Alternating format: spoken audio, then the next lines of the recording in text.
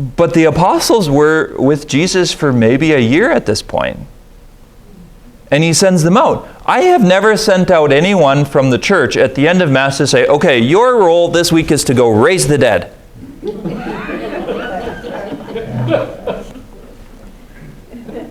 Your role this week is to pray for the Holy Spirit to heal people who are blind. You know, they have to live in faith. And it's important to know that life in grace is going to be a stretch. It's not just comfortable, it's not just in the boat. And if you think the boat is that great, wait till the storm comes and you think the boat is sinking. There's another great story about how Jesus falls asleep and the disciples think they're dying. I'm not sure how you sleep through a storm quite like that. But one could say that it's not safe even in the boat. There's an experience of the mission of Christ that we're invited into this. We're like the apostles. We might be just as afraid, but to a certain extent, sometimes you just have to suck it up and do it. It's the way it goes.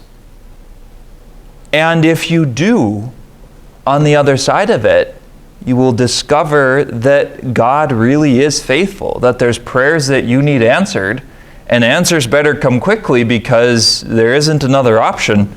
And they do. I remember experiencing that in the streets of Paris once. I was with a friend and we were going to find this church where Saint Therese's dad went to pray for her when she was sick. It's called Notre Dame des Victoires, Our Lady of Victory.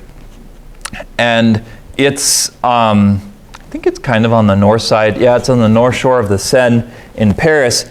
And so we had eaten lunch together, and we had to get on the metro and go to this place. And then once we got to the church, another metro line was next to it that we could take to meet up with the rest of our group. So we were going to go to this church and then get on the metro and meet up with the rest of our group at a place called the Madeleine, which is the Church of Saint Mary Magdalene in Paris. So we get in the metro, get out at the place where we're supposed to, and come up to street level and discover that there's a whole bunch of roads that aren't on the map. The map showed a few roads and it looked like it was really close, but the map and reality were rather different. You know, and so we started going the way that we thought we should, and pretty soon it's like you have that horrifying moment where you realize you look around. It's like, this is Paris. And you turn around at the street that you were just walking on and it's like, which way did we come? Which street was it? It's like, we just got lost in Paris and don't speak French and didn't have like a map with GPS on it. And it's like, oh. And Paris, parts of Paris aren't very friendly. Parts of it are rather full of rioting and grouchy people and all sorts of things. And so Paris isn't always a place that you want to get lost. And we were wandering around for a while and it's like, this is bad. We are now lost in Paris with no idea where to go. Couldn't get in touch with our group and figure out where we were. And there aren't just like giant street signs that tell you how to get where you're going. Or if there are, they don't show all the roads on the map. So we started praying and we're just like, Lord, this is a tough situation. We need to find this church. And once we found the church, we knew that the metro station was right next to it because our guide had told us that. And, you know, we're like, this is it. You know, we got to find this church. There aren't a lot of options. And we turned a corner and ran into a wall because like there's roads like that in Europe much more than the United States. Like the United States has nice corners where you walk, you turn the corner and then there's like another sidewalk. But in this case, like the building just kind of angled differently and so you couldn't see it, but we actually ran into a wall. It was kind of a rude wake-up call, but it just so happened to be the wall of the church that we needed to get to. And we ran into it, literally.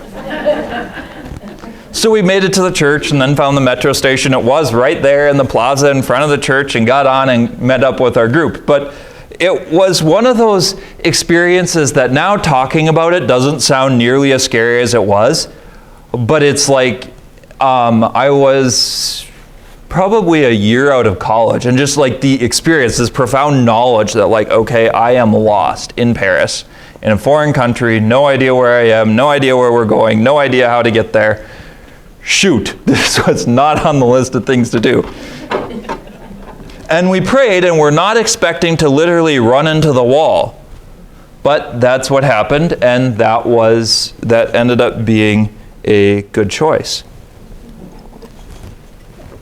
But you can see that sometimes faith is like this. Sometimes it's a stretch. Sometimes it's not so easy. The invitation to live and use a charism is an invitation into a bigger, scarier world. And it's not always comfortable. And that's especially important, I think, being from North Dakota and liking our comfort and our nice little unrockable boat that we live in. And it's not really true. We face all kinds of obstacles like those first apostles did, like those first disciples did. Situations aren't always easy. There's sin. We have fears. You don't feel ready. How many of the disciples do you think felt ready the first time Jesus sent them out? I'm not even sure if I'd be ready now as a priest if Jesus appeared to me one day in a dream and said, okay, go out and raise the dead. Like,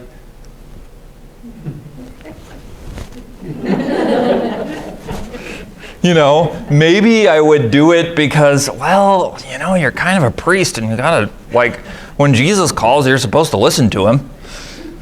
But we all have fears. The apostles didn't feel ready for the mission that they were sent on. Did Jesus send them anyway? Yes. I feel like most of us need to write that in concrete or stone and put it above our door. Because there's a sense, well, like, oh, God is calling me on a mission, that sounds great. God's going to wait until I'm ready to accomplish the mission, until I have the tools to accomplish the mission that he's given me to do, and then he's going to send me. Except he doesn't do that. Or at least he rarely does that.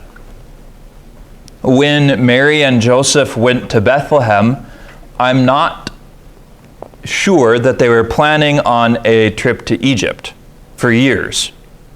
I think they were going to Bethlehem to register for a census. If you got visited by a census worker, you don't say like, oh, wait a minute, like I live here, but actually after you leave, I'm going to move for 6 years. You don't think of that with census people. Mary and Joseph didn't think of that when they went to Bethlehem. That God gives you the tools that you need, but it's very often an invitation to a rather scary kind of faith when you step out of the boat. We have to be very careful of turning molehills into mountains.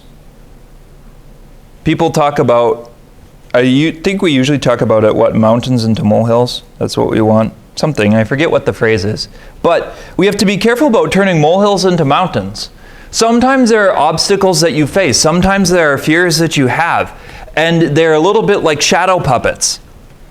It's crazy if you see like the YouTube videos of an ant that crawls in front of a flashlight and you see the wall and it's like this giant creature that looks like an alien from Mars and it's going to eat you and attack you, and it's actually this little ant. Sometimes our fears we make into a big deal. We make into this huge, insurmountable obstacle that's like this mountain that we can't climb. And it might be hard to climb, but it could just be a molehill too. And sometimes life in grace and life in God is seeing molehills and letting them be molehills. Sometimes it's a stretch and you don't really feel ready for it. This happens all the time as a priest too. Sort of sign up for priesthood and they don't tell you things like, oh, by the way, you're going to lead a fundraising campaign. And you have to raise a bunch of money and ask people for money. That's not on your list of things to do quite usually. A missionary life can be hard. This life of following the particular call of God, living with your charism, isn't always easy. But it's also not always hard. And so there's a balance, because sometimes it's like, well, God is going to call me to do something that I don't want to do. He might. But it's probably something that you also won't hate forever if he's genuinely calling you to do it. Sometimes he does call you to things that you won't like for a while, But he's not vicious. He's not mean about it. He's not in this to get you. He's not in this to hide your vocation from you. He's not in this to keep you away from a particular call and a particular grace. In fact, he wants to support you. He wants to carry you in it far more than we're ready to admit. I think of Psalm 23. It's the famous one, "The Lord is my shepherd, there is nothing I shall want." I think that psalm is prayed by a person who's in the midst of a pretty significant struggle. He talks about that even though I walk through the valley of the shadow of death, I will fear no evil. That's not the kind of prayer you pray when you're sitting in the sunshine in the morning drinking your mimosa and watching the dew fall. You then think of green pastures, still waters, when the flood turns into a raging river this spring when all our snow melts. It's not like, oh, the Lord is leading me beside still waters. They're just gentle. They're not going to hurt my house. They're just over there. How nice. I think there's huge pieces of the Bible that are prayed by people in difficulty. And yet the Lord is a shepherd, and he doesn't leave you abandoned, and he does carry you. And he shows up in ways that are far more than you would imagine. The shepherds that went out to watch their flocks on the night that Jesus was born weren't expecting to find the Savior of the world or see the angels singing. The apostles didn't get to see the angels sing, but the shepherds did. The wise men didn't see the angels sing, but the shepherds did.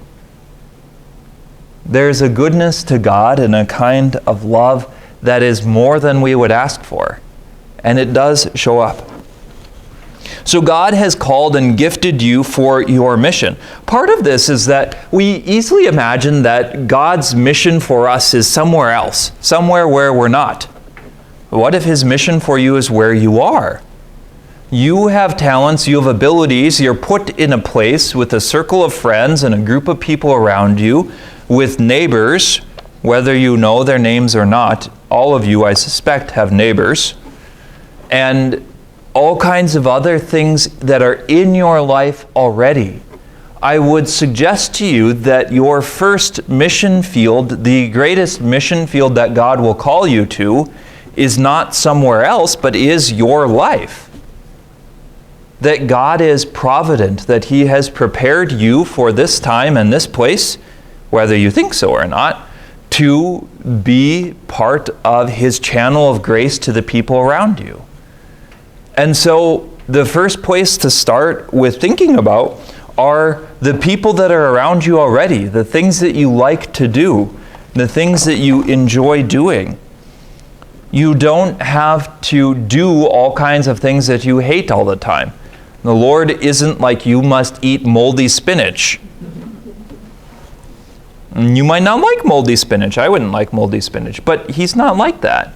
He is a kind and gracious God who has prepared you for a mission already. And there are things that you like to do and things that you can share with people. It takes a little bit of intentionality. But again, these are things that are a lot of fun. It's one of the reasons that I make tea for Bible study, because I like tea. And all of a sudden, I've found a lot of other people that enjoy drinking tea as well. And it's something that we share together. It's very, very simple, right? But it's something that I enjoy. You might not think of sharing tea as a mission field, but it can be. Those kind of things are present in our lives. It's a bit of an adventure, and you never quite know where it's going to lead, or where your memories, or where your history, or your past skills that you have are going to lead you. But it's something that there's also a lot to discover. Much of the mission, I would argue, is not what people commonly think of. It's not something hard and far away. It's actually like living your life now, living as a Christian now, with your talents and your gifts and your abilities and what you have to share. So charisms are going to have a place in this bigger sense of vocation, in this bigger sense of the call of God, but it's not the whole thing. There's more to the Christian life than that. And your life, where you're at now, is where I would encourage you to start using them. Start thinking about it. I timed that pretty well. Sometimes my guesses work. So what we can do is we'll take a break until about 10 after 2 or maybe 2:15. Would encourage you to stand up and walk around. If you do come back to your tables, I did leave a set of table questions for you that I would encourage you to discuss and talk about. I think those could lead to some good discussion. So if you're in the room, try and do those. But like I said, get up and move around. There is coffee and tea and more cold water if you need it.